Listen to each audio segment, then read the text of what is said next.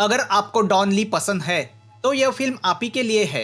यह film action से ज़्यादा एक मिस्ट्री है, मगर एक अच्छी स्टोरी लाइन और फास्ट स्क्रीन प्ले हमें इस फिल्म के अंत तक बांध के रखती है। मूवी का नाम है the villagers. So let's start with the movie. रात का समय है। एक लड़की एक सुनसान ब्रिज पे से अकेली चलती हुई जा रही है। उसके हाथ और पैरों पे जख्म के निशान है। वो रोते हुए अपने ही ख्यालों में चलते जा रही है। तभी सामने से एक कार आके रुकती है। वो लड़की एक पल उस कार को देखती है और उसमें से बैठ के चली जाती है। अब कहानी दूसरी कैरेक्टर की ओर मुड़ती है। डॉन एक बॉक्सिंग कोच है जो हाथ में ट्रॉफी लेके गुस्से से कहीं जा रहा है। ट्रॉफी से पता चलता है कि वह सेकंड विनर की ट्रॉफी है। वह एक रेस्टोरेंट जाता है जहाँ पे बॉक्सिंग एसोसिएशन के मेंबर का डिनर चल रहा है। डॉन को वहाँ देख के सभी लोग चौंक जाते हैं। डॉन वो ट्रॉफी बॉक्सिंग प्रेसिडेंट को लौटाता है क्योंकि डॉन के हिसाब से उसका स्टूडेंट विनर है और वो विनर की ट्रॉफी डिजर्व करता है। डॉन उससे कहता है, मेरे स्टूडेंट इतनी मेहनत करके मैच में उतरते हैं और आप लोग मैच को फिक्स करके उनका फ्यूचर बर्बाद करते हो। अब डॉन की बातें सुन के वाइस चेयरमैन जिसने लॉबी बना के अपने किसी स्टूडेंट को जिताया था, वो उठ के डॉन को भला बुरा कहने लगता है, जिस पर डॉन गुस्सा होके उसे एक ही पंच जड़ देता है। वो कोच उठने लायक नहीं रहता। अब डॉन को उसकी इस हरकत की वजह से कोच के पोस्ट से हटाया जाता है। डॉन फिर से जॉबलेस हो जाता है। अब डॉन जब अपनी वाइफ से बात करता है तो पता चलता है कि डॉन वैसे तो कूल आदमी है, मगर जब उसके आसपास कुछ गलत हो रहा हो तो वह अपने आप पे काबू नहीं रख पाता। और डॉन की इसी आदत की वजह से वह एक बार जेल भी जा चुका है। यह कोच का जॉब भी उसे उसकी वाइफ ने ही बड़ी मेहनत से दिलाया था। डॉन की वाइफ उसे अच्छी तरह जानती है तो वह अपना सोर्स लगा के उसे अब एक नया जॉब दिला देती है। जॉब होता है कोचुन नाम के किसी छोटे टाउन में एक स्कूल में स्पोर्ट्स कोच का। वो डॉन से कहती है कि इस बार कोई पंगा खड़ा मत करना। डॉन भी उसे प्रॉमिस करता है कि इस बार वह शांति से अपना यह जॉब करेगा। डॉन कार से उसी टाउन की ओर जा रहा है कि तभी उसके कार का टायर पंक्चर होता है। वो टोइंग वैन को फ़ोन करता है कि तभी उसकी नज़र सामने एक बोर्ड पे जाती है जहां हैना नाम की लड़की के मिसिंग के पोस्टर लगाए होते हैं। उस पर कुछ शैतान बच्चों ने कुछ लिखा हुआ होता है। डॉन उसे मिटाने की कोशिश करता है। फोटो को देख के हमें समझ में आता है कि वो वही लड़की है जो शुरुआत में हमें ब्रिज पे दिखी थी।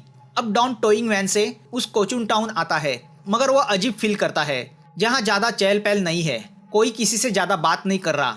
यहाँ तक कि वैन का ड्राइवर भी डॉन से बात करने में इंटरेस्टेड नहीं है। टाउन में जल्द ही गवर्नर के इलेक्शन होने वाले हैं तो पार्टी के लोग इलेक्शन कैंपेन कर रहे हैं। तभी डॉन को सामने स्कूल की कुछ लड़कियां आपस में लड़ाई करती हुई दिखाई देती है। डॉन उन्हें रोकने जाता है। उसमें से एक लड़की जिसका नाम मैगी होता है, जो उस मिसिंग हैना की दोस्त है, वो पोस्टर को लेके उन लड़कियों से झगड़ा कर रही होती है। डॉन उन्हें शांत करने की कोशिश करता है, मगर वह सब लड़कियां उसे बदतमीजी से जवाब देकर चली जाती है। तभी डॉन को उसका पुराना कलीग रोमिन मिलता है जो उस टाउन में पुलिस है। वह डॉन को देख के खुश होता है क्योंकि डॉन कभी उसका कोच रह चुका है। अब मैगी हैना के घर जाके उसके ग्रैंडमदर को कुछ दवाई देती है और उसे दिलासा देती है कि हैना जल्दी मिल जाएगी। दादी की बातों से हमें पता चलता है कि हैना के माता पिता दोनों मर चुके हैं। दादी का हैना के सिवा इस दुनिया में दूसरा कोई नहीं है। अब जब मैगी हैना के रूम में जाती है तो उसे हैना के साथ बिताए वह पल याद आते हैं। हैना को बटरफ्लाई बहुत पसंद है। उसकी हर चीज पे बटरफ्लाई है। उनकी बातों से पता चलता है कि वह एक दूसरे की कितनी पक्की दोस्त है। तभी मैगी को हैना के टेबल पे जानूस नाम के बार का टोकन मिलता है। रात को मैगी सुनसान रास्ते से घर लौट रही होती है। तभी एक अनजान शख्स उसका पीछा करने लगता है, मगर तभी बस आ जाती है तो मैगी उस बस में बैठ जाती है। तब मैगी की भी उस शख्स पे नजर जाती है। हमें पता चलता है कि वह संदेहजनक शख्स दरअसल मैगी के ही पीछे था। यहाँ दूसरे दिन डॉन स्कूल के प्रिंसिपल से मिलके स्पोर्ट्स टीचर की पोस्ट ज्वाइन करता है। प्रिंसिपल उसे बच्चों से पेंडिंग टर्म की फी वसूल करने का काम देता है। प्रिंसिपल उसे बाकी टीचर से इंट्रोड्यूस कराता है। उसे पर्सी नाम के आर्ट टीचर के पास का डेस्क मिलता है। पर्सी गुमसुम रहने वाला लड़का है। अब डॉन पेंडिंग की लिस्ट लेके कैंटीन जाता है, मगर लड़कियां उसका मजाक उड़ा के उसे एक भी पैसा नहीं देती। तभी वहाँ पे टाउन के पॉलिटिशियन पॉवेल आते हैं जो गवर्नर की पोस्ट के लिए खड़े हुए हैं। वह स्कूल के चेयरमैन भी है। डॉन उन्हें ग्रीट करता है। तभी डॉन को मैगी का नाम और फोटो लिस्ट में दिखता है तो वह उसे पकड़ के उससे फीस मांगता है। वो उससे कहती है कि मैं दे दूंगी। डॉन मैगी से कहता है कि तुम्हारे क्लास में हैना नाम की लड़की भी है ना, उसकी भी बहुत फीस बाकी है। वो काफी दिन से स्कूल नहीं आई, तो क्या वो घर से भागी है? तो उस पर मैगी गुस्सा होकर उससे कहती है कि वो भागी नहीं है, मिसिंग है। अपनी दोस्त के अचानक मिसिंग हो जाने से मैगी बहुत फ्रस्ट्रेट हो गई है, तो वह उसका पोस्टर स्कूल के नोटिस बोर्ड पे लगाती है, जिसको लेके उसकी क्लास टीचर उसे बहुत डांटती है। यहाँ डॉन मेंस टॉयलेट जा रहा होता है कि वो पर्सी को लेडीज टॉयलेट से बाहर आते देखता है। पल भर के लिए वो चौंक जाता है, मगर फिर वह समझ जाता है यह पूरा टाउन ही वियर्ड है। टॉयलेट की विंडो से वह मैगी को स्कूल की फेंस से कूद के बाहर जाते हुए देखता है। डॉन का कलीग उसे बताता है कि अगर उसे पेंडिंग फीस कलेक्ट करनी है तो उसे मार्केट प्लेस जाना चाहिए, जहां स्कूल की लड़कियां सरेआम स्मोक करते हुए घूमती रहती है। अगर उन्हें रंगे हाथों पकड़ोगे तो 2-4 से फीस कलेक्ट कर ही लोगे। तो अब डॉन मार्केट जाता है, मगर उसके अंदर का बच्चा उसे टॉय ट्रेन खेलने पे मजबूर करता है, तो वह उस गेम में एक छोटा सॉफ्ट टॉय भी जीतता है। तभी वहाँ पे पॉवेल अपने इलेक्शन को लेके एक स्पीच देता है। उसी वक्त डॉन की नज़र वहाँ पे घूम रही मैगी पे जाती है। वो उसका पीछा करता है। अब मैगी उस जानूस नाम के बार के पास आती है, जिसका टोकन उसे हैना के घर में मिला था। इसी जानूस बार में हैना पार्ट टाइम काम करती थी। बार बंद होता है तो मैगी बैक डोर से अंदर जाती है। दूर से डॉन उसे देखता है। यहाँ अंदर मैगी ताक झांक कर रही होती है कि वहाँ का मैनेजर उसे डांटता है, तो मैगी उन्हें हैना का फोटो दिखाती है, जिसे एक आदमी लेमन के नाम से पहचानता है। मगर मैनेजर मैगी को बाहर निकालने जाता है, तभी वहाँ पे डॉन आता है। डॉन का अंदाज देख के वह सब डर जाते हैं। डॉन मैगी को उन लोगों से छुड़ा के बाहर लेके आता है। वो मैगी से कहता है कि तुम्हें ऐसी जगह नहीं जाना चाहिए। अगर तुम्हारी दोस्त मिसिंग है तो उसे ढूंढने का काम पुलिस का है, तुम्हारा नहीं। तभी वहाँ पे बार की ही एक लड़की आती है। वह मैगी से कहती है कि मैगी यहाँ पे लेमन के नाम से जानी जाती है, मगर वह इससे ज्यादा कुछ जानती नहीं थी। वह उनसे कहती है कि अगर उनको कुछ जानना है तो वो इसाबेला मैडम से मिले। अब डॉन मैगी को अपनी कार से घर छोड़ने जाता है, मगर मैगी उससे नाराज है, क्योंकि वो भी औरों की तरह हैनी के मिसिंग को लाइटली ले रहा है। दरअसल डॉन फिर से चक्कर में फंसना नहीं चाहता था, तो अब मैगी डॉन को बीच रास्ते कार रुका के वहीं पे ड्रॉप करने बोलती है। डॉन के जाते ही वह उस सुनसान रास्ते से अकेले जाने लगती है। तभी एक अनजान कार उसका पीछा करती है और अचानक उसमें से वह संदेहजनक शख्स बाहर निकल के मैगी का पीछा करता है और उसे शॉक चार्जर से बेहोश करता है। दूसरी तरफ डॉन को उसके कार में मैगी का फोन मिलता है, जो वह गलती से भूल गई थी, तो अब वह उसे लौटाने के इरादे से यू टर्न मार के उस जगह जाता है। डॉन दूर से ही देखता है कि कोई अजनबी मैगी को अपनी कार से किडनैप करने की कोशिश कर रहा है, तो वह कार का स्पीड बढ़ाता है। डॉन को आते देख वो किडनैपर मैगी को वहीं पे छोड़ के भाग जाता है। डॉन मैगी को लेके हॉस्पिटल जाता है, जहां मैगी पुलिस के सामने अपना शक जाहिर करती है कि हो सकता है उसी किडनैपर ने हैना को भी किडनैप किया हो, मगर पुलिस मैगी की बातों में दिलचस्पी नहीं दिखाती। अब उनके इस एटीट्यूड से डॉन को भी शक होने लगता है कि कहीं कुछ तो गड़बड़ है, तो वह अपने पुलिस दोस्त रोमिन से बात करता है। वो उससे पूछता है कि हैना के मिसिंग केस पे काम क्यों नहीं हो रहा, तो रोमिन बताता है कि हैना के मिसिंग की अभी तक रिपोर्ट ही दर्ज नहीं हुई। रिपोर्ट दर्ज करने के लिए उसके फैमिली मेंबर का कंसेंट जरूरी है। यह सुन के दूसरे ही दिन डॉन हैना के दादी से मिलके उससे कंसेंट लिखवाता है। डॉन के इस हेल्प से दादी इमोशनल होती है।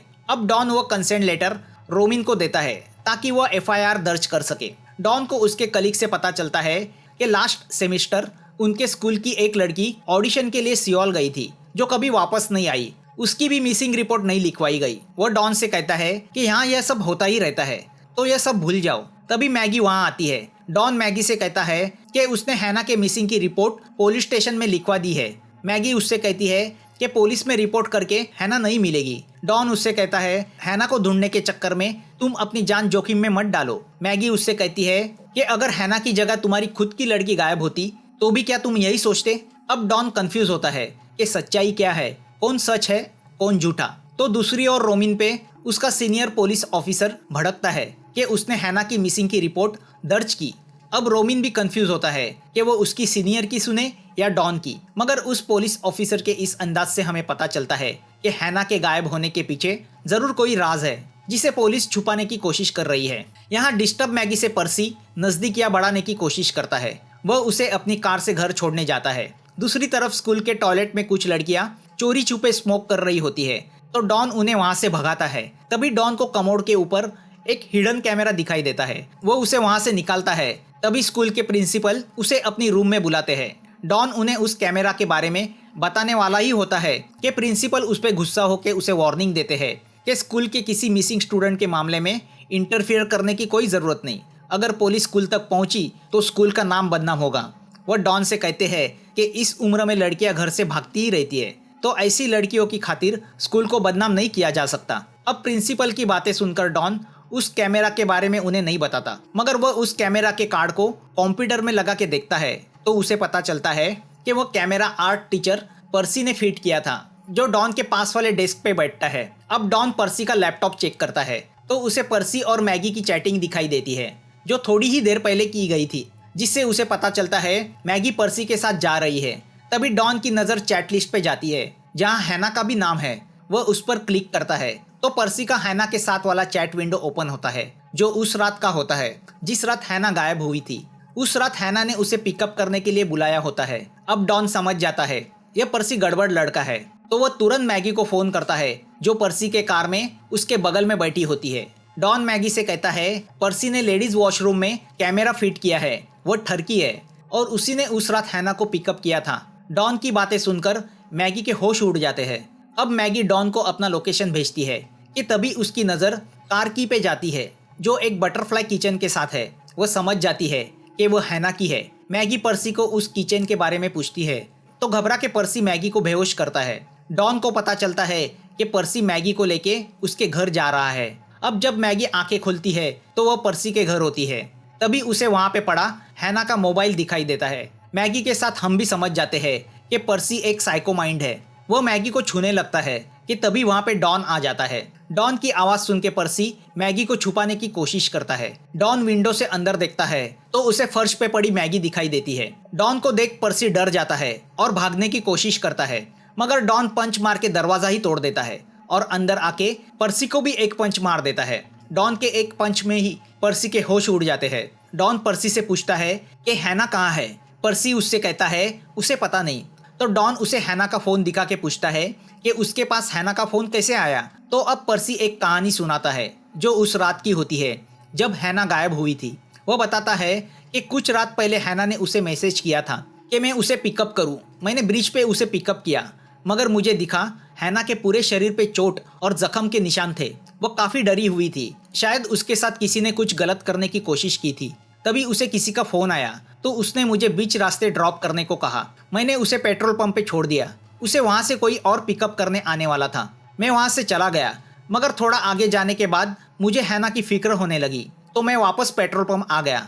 मगर जब मैं वापस आया तो हैना वहाँ नहीं थी। मुझे लगा शायद वो टॉयलेट गई होगी। मैं टॉयलेट गया तो वहाँ मुझे हैना का यह मोबाइल मिल गया। अब डॉन उससे पूछता है कि अगर ऐसी बात थी तो तुमने पुलिस को क्यों नहीं इन्फॉर्म किया। पर्सी कहता है मैं नया आर्ट टीचर की पोस्ट पे भर्ती हुआ हूँ। अगर मेरा नाम किसी स्टूडेंट के साथ जुड़ जाता तो मेरी नौकरी चली जाती। पर्सी डॉन से कहता है कि वो हैना से प्यार करता था, जिससे डॉन उस पर बहुत गुस्सा होता है कि एक नाबालिग लड़की से प्यार करते हुए उसे शर्म नहीं आई। अब डॉन उससे पूछता है कि कल रात तुमने ही मैगी को किडनैप करने की कोशिश की थी ना। पर्सी उससे कहता है कि वह मैं नहीं था। अब डॉन सोच में पड़ जाता है कि उस रात हैना को किसने पिकअप किया, तो वह है कौन। वह पर्सी को पुलिस के हवाले करता है और उन्हें यह सब बताता है, मगर इतना होने के बाद भी पुलिस उसे इग्नोर करती है और उससे कहती है कि वह उन्हें उनका काम ना सिखाए। डॉन रोमिन से कहता है कि हैना के फ़ोन पे से उस रात लास्ट कॉल किसका आया था वह चेक करे, क्योंकि उसी आदमी ने हैना को पेट्रोल पंप से पिकअप किया था। रोबिन उससे कहता है कि यह सब उसका सीनियर उसे करने नहीं देगा। यहाँ वो डिटेक्टिव जानूस बार के ओनर को फ़ोन करता है और उसे इस सब के बारे में बताता है। तो वह बार ओनर यही बात पॉवेल को बताता है। उस पर पॉवेल उसे मारता है। वो उससे कहता है कि इलेक्शन के वक्त वो कोई गड़बड़ नहीं चाहता। तो पॉवेल अब अपने कमिश्नर दोस्त से बात करता है, जिससे पता चलता है कि हैना का मामला ऊपर तक का है, मगर वह क्या है पता नहीं चलता। यहाँ दूसरे दिन स्कूल में मैगी हैना की मिसिंग का दोषी पर्सी को ठहरा के उनके पोस्टर नोटिस बोर्ड पे लगा देती है। वह पढ़ के पूरा स्टाफ शॉक होता है, जिस पर डॉन मैगी को डांटता है। वह उससे कहता है कि अगर वह अपनी पढ़ाई छोड़ के इन सब चक्कर में पड़ेगी तो कभी ग्रेजुएट नहीं हो पाएगी। अब पॉवेल जो स्कूल का चेयरमैन भी है, वह डॉन को बुला के उससे कहता है कि उसे नौकरी पे से निकाला जा रहा है। वह डॉन को उसका कॉम्पनसेशन भी देता है। पॉवेल उसे हंसते हुए कहता है कि कुछ चीज़ें सबके अच्छे के लिए होती है। डॉन समझ जाता है कि हैना के केस में इन्वेस्टिगेशन करने की कीमत उसने चुकाई है। दूसरी ओर मैगी अपनी सहेली को ढूंढने का काम जारी रखती है। तभी डॉन को रोमिन का फ़ोन आता है। डॉन उसने बताई हुई जगह पे पहुंच जाता है तो उसे पता चलता है कि पुलिस को नदी में हैना की लाश मिली है। वह सुन के डॉन डिप्रेस होता है। तभी वहाँ पे मैगी आती है। अपनी सहेली की लाश देख के वो पूरी तरह शॉक होती है। वो जोर जोर से रोने लगती है। डॉन समझ जाता है कि जिसने हैना को किडनैप किया था उसी ने उसे मार भी दिया। यहाँ यह न्यूज़ सुन के हैना की दादी भी शॉक में चली जाती है। उसके जीने का एकलौता सहारा जो चला गया था। दूसरी ओर रोमिन अपने सीनियर्स की बातें चुपके से सुनता है, जिससे उसे पता चलता है कि वो इस हत्या को जानबूझ के दबाना चाहते हैं। रोमिन समझ जाता है जरूर कुछ तो गड़बड़ है। वह पुलिस स्टेशन से हैना के फ़ोन को लेता है और अपने दोस्त से उसे रिपेयर करवाता है। जब वह उस फ़ोन की कॉल लिस्ट देखता है तो उसे उसमें लास्ट कॉल पे सिर्फ बॉस लिखा हुआ दिखाई देता है। वह समझ नहीं पाता यह हैना का बॉस है कौन। वह टेक्स्ट मैसेज देखता है तो किसी इसाबेला को हैना ने किया हुआ मैसेज उसे दिखाई देता है। रोमिन यह सब बातें डॉन को बताता है। डॉन जान जाता है कि यह वही लेडी है जो जानूस में काम करती है। रोमिन डॉन से फ़ोन पे से बात कर रहा होता है कि तभी कुछ लोग आके रोमिन को मार के बेहोश करते हैं और उससे हैना का फ़ोन छीन के लेके जाते हैं। अब डॉन समझ जाता है कि अगर हैना को इंसाफ दिलाना है तो उसे खुद इस मैटर के तह तक जाना होगा। वह जानूस बार की तरफ इसाबेला को मिलने निकलता है। डॉन को बार के अंदर देख वहाँ का मैनेजर बार ओनर को फ़ोन करता है। डॉन उस इसाबेला को मिलता है जिसको हैना ने आखिरी बार टेक्स्ट मैसेज किया था कि वो मुसीबत में है। पहले तो इसाबेला कुछ बताने से डरती है, मगर जब डॉन से उसे पता चलता है कि हैना की हत्या हुई है तो वह उस रात क्या हुआ था यह बताना शुरू करती है। वह डॉन को बताती है कि उस रात हैना को एक प्राइवेट पार्टी में सिंगिंग करना था, जो पार्टी पॉवेल के फार्म हाउस पे थी। पॉवेल के साथ कुछ बड़े लोग जैसे इलेक्शन कमिश्नर और बार ओनर भी थे कि तभी हैना को किसी का फ़ोन आ गया तो वह बात करने बाहर चली गई। फ़ोन हैना की बीमार दादी का था जिसकी तबीयत कुछ बिगड़ गई थी। हैना उसे प्रॉमिस करती है कि वह जल्द आएगी। तो अब हैना पॉवेल से घर जल्दी जाने की परमिशन मांगती है। वह पॉवेल से कहती है कि वह उसे जानती है कि वह उसके स्कूल के चेयरमैन है। अब इस बात से पॉवेल शॉक होता है कि उसके सेक्रेटरी ने उसी के स्कूल के लड़की को प्राइवेट पार्टी के लिए बुलाया, क्योंकि यह खबर बाहर फैल गई तो पॉवेल की बदनामी होगी। तभी रूम के अंदर कमिश्नर हैना के साथ जबरदस्ती करने जाता है तो वह उसे जख्मी करके वहां से भाग जाती है। तो कमिश्नर बार ओनर को बोलता है कि उस लड़की को पकड़ के लेके आओ। अब यह देख के बार ओनर हैना को फ़ोन करके उस पर गुस्सा होता है और उससे कहता है कि वह उसे पिकअप करने आ रहा है। इसाबेला डॉन को बताती है कि उसे बस इतना ही पता है। तो डॉन इस नतीजे पर पहुंच जाता है कि हैना से आखिरी बार बात करने वाला वो बॉस बार ओनर ही था। अब डॉन सीधा बार ओनर के सामने जाके खड़ा हो जाता है तो बार ओनर के गुंडे उस पर अटैक करते हैं। तो अब डॉन भी उन्हें अपनी बॉक्सिंग स्किल दिखाता है और एक एक को पंच मार के बेहोश करता है। डॉन की ताकत के सामने कोई नहीं टिकता। अब डॉन बार ओनर से पूछता है कि क्या तुमने हैना को मारा है। वह डॉन से कहता है कि मैंने उसे नहीं मारा। वह बताता है कि उस रात मैं हैना को पेट्रोल पंप पे पिकअप करने गया, मगर वह बाहर मुझे नज़र नहीं आई तो मैं टॉयलेट में देखने गया और जब मैंने एक टॉयलेट का दरवाज़ा खोला तो अंदर हैना मरी पड़ी थी और ब्लैक कपड़े पहने हुए एक आदमी ने उसका मुंह दबा के रखा था। मगर जब उस आदमी ने सर ऊपर उठा के देखा तो उसका चेहरा देख के मैं शॉक हो गया, क्योंकि वह कोई और नहीं बल्कि स्कूल का आर्ट टीचर पर्सी था। मतलब उस दिन पर्सी ने जो कहानी डॉन को बताई थी वो झूठी थी। उसी ने हैना को टॉयलेट में जाके एब्यूज़ करके मारा था। अब बार ओनर डॉन को बताता है कि वह सब देख के मैंने पॉवेल को फ़ोन किया। तो अब बार ओनर की आगे की बातें सुनकर हम और शॉक होते हैं। बार ओनर बताता है कि पर्सी दरअसल पॉवेल का ही बेटा है। यहाँ ठरकी पर्सी हॉस्पिटल से मैगी को भी किडनैप करता है। रोमिन से डॉन को पता चलता है कि इसीलिए उस दिन पुलिस ने मैगी के कंप्लेंट के बावजूद पर्सी को छोड़ दिया था। यहाँ पर्सी मैगी के साथ किसी अनजान जगह है। वह अपना ठरकीपन जारी रखते हुए मैगी के करीब जाने की कोशिश करता है।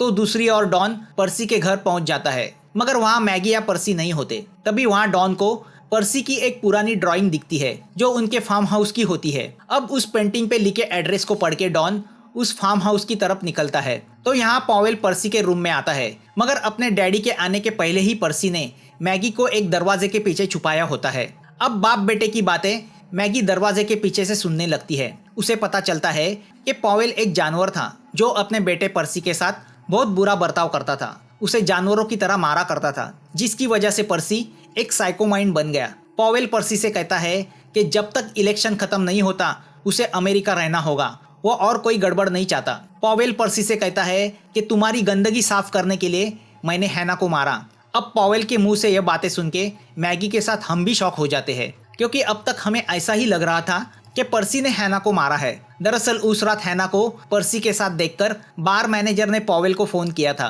पॉवेल ने अपने लड़के की करतूत देख के उसे बहुत पीटा था, मगर तब हैना मरी हुई नहीं थी, वह सिर्फ बेहोश थी। जब उसे होश आया था तो उसने उन दोनों की बातें सुन ली। उसे पता चला कि पर्सी पॉवेल का बेटा है। अब अपने आप को बदनामी से बचाने के लिए पॉवेल ने एक प्लास्टिक बैग को हैना के सर पे लपेट के उसे सफोकेट करके मार दिया था, ताकि पीछे कोई सबूत बाकी ना रहे। बेटे ने लड़की को एब्यूज किया तो बाप ने उस लड़की का मर्डर किया।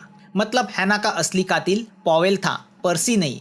तभी यहाँ पॉवेल को इलेक्शन कमिश्नर का फोन आता है तो पॉवेल पर्सी को छोड़ के वहां से चला जाता है। यहाँ मौका देख के मैगी पर्सी की आंखों में स्प्रे उड़ा के बाहर भागने की कोशिश करती है, मगर मेन डोर बंद होता है तो वह टेबल के नीचे छुपती है। अब पर्सी गुस्से से वाइन ग्लास के टुकड़े पूरे रूम में बिखेर देता है और मैगी की तरफ बढ़ता है। जैसे ही वह टेबल उछालता है, मैगी वहां से भागती है तो जमीन पर पड़े कांच के टुकड़े उसके पैर और गर्दन में घुस जाते हैं। वो बुरी तरह घायल हो जाती है। पर्सी उसे ठरकी नजरों से देखने लगता है कि तभी दरवाजा तोड़ के डॉन अंदर आता है। उसे अंदर आता देख पर्सी छुप जाता है। डॉन जमीन पे पड़ी मैगी के पास जाता है तो मौका देख के पर्सी चाकू डॉन के पेट में घुसाता है, मगर डॉन कोई आसान जान तो था नहीं, तो वह चाकू पेट से निकाल के पर्सी को मुक्के मार के घायल करता है। पर्सी उसे दया की भीख मांगता है तो डॉन उसे छोड़ के घायल मैगी की तरफ बढ़ता है। तभी फिर से पर्सी डॉन पे दोबारा हमला करता है। अब डॉन भी भड़क जाता है और वह अपना सुपर पंच मार के पर्सी को विंडो के बाहर फेंकता है। पर्सी ऑन द स्पॉट ढेर हो जाता है। अब डॉन मैगी को कार में डाल के सिटी हॉस्पिटल लेके जाता है तो दूसरी तरफ पॉवेल की पार्टी इलेक्शन जीत जाती है। पॉवेल कोचुन का नया गवर्नर बन जाता है।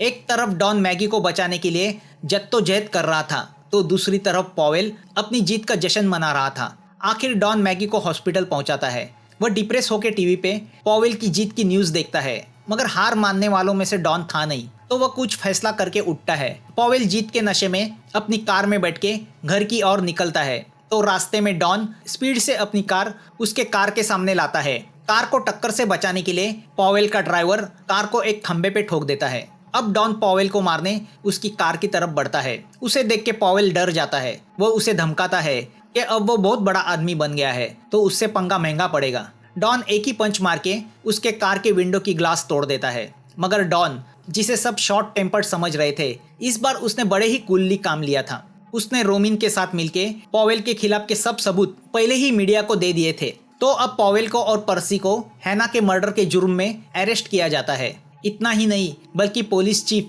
और डिटेक्टिव और बाकी गैंग को भी इन्वेस्टिगेशन के लिए अरेस्ट किया जाता है। डॉन रोमिन को गुड बाय करके हॉस्पिटल जाता है। वह एक पल मैगी को देखता है। उस बहादुर लड़की की वजह से इतने बड़े कातिल पकड़े गए थे।